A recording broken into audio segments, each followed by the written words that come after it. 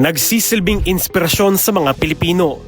Pinagsasama ang kanyang kaalaman sa pagresolba sa iba't ibang issue at ang kanyang dedikasyon bilang lingkod bayan. Hangad niyang maisulong ang isang bagong Marikina. Siya si Representative Stella Luz Kimbo.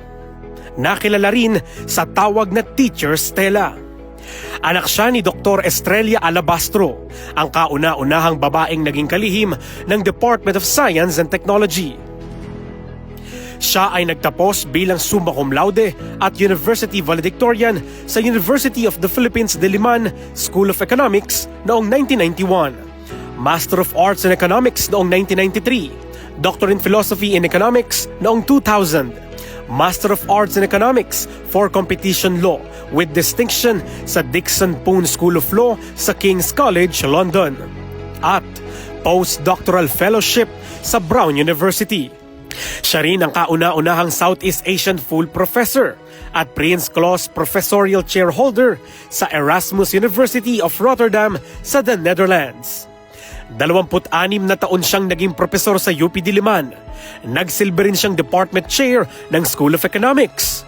Pinarangalan siya bilang natatanging pambansang guro ng JCI Manila at Department of Education noong nakaraang taon.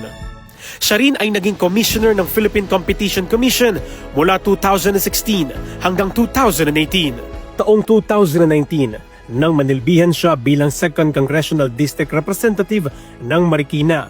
Bilang pangunahing ekonomista ng mababang kapulungan, iba't ibang mahalagang pananaw ang kanyang naiambag. Hindi rin matatawaran ang kanyang mga kontribusyon sa larangan ng economics, health economics at edukasyon. Taong 2022, nang muling mahalal bilang kinatawan ng Marikina si Representative Stella Kimbo. Dito ay naging bahagi siya ng House Majority at naging Senior Vice Chairperson ng Committee on Appropriations at Nuclear Energy. At kamakailan ay naging Acting Chairperson ng Appropriations. Ang kanyang mga inisyatiba sa lehislatura ay nakasentro sa pagpapabuti ng polisiya ng ekonomiya, mas epektibong serbisyo ng gobyerno at pagpapalakas ng transparency at accountability sa gobyerno. Bilang kongresista, masigasig niyang isinulong ang iba't ibang House bills. Katunayan, higit 400 ang kanyang iniakdang panukalang batas, habang co-author naman siya ng 21 House measures. Ilan sa mga ito ay naisabatas na.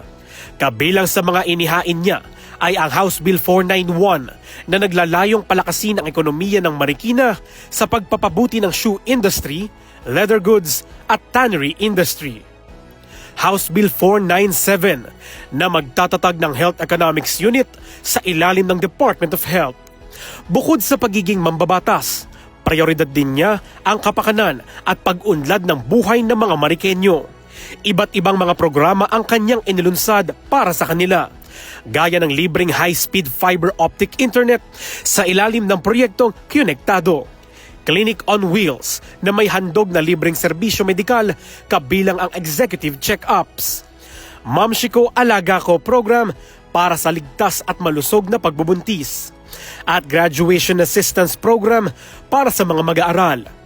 Ilan lang ang mga ito sa kanyang mga ginawa para mapagbuti ang sektor ng kalusugan, edukasyon, lalo na ang kapakanan ng kanyang komunidad. Nananatiling bukas ang puso't isipan niya sa pakikinig sa boses ng mga Marikenyo. Panibagong oportunidad ang nagbukas sa kanya para patuloy na manilbihan sa Marikina. Kaya naman, handa na muli si Congresswoman Stella Kimbo na gabayan ng mga Marikenyo tungo sa bagong Marikina at bagong Pilipinas.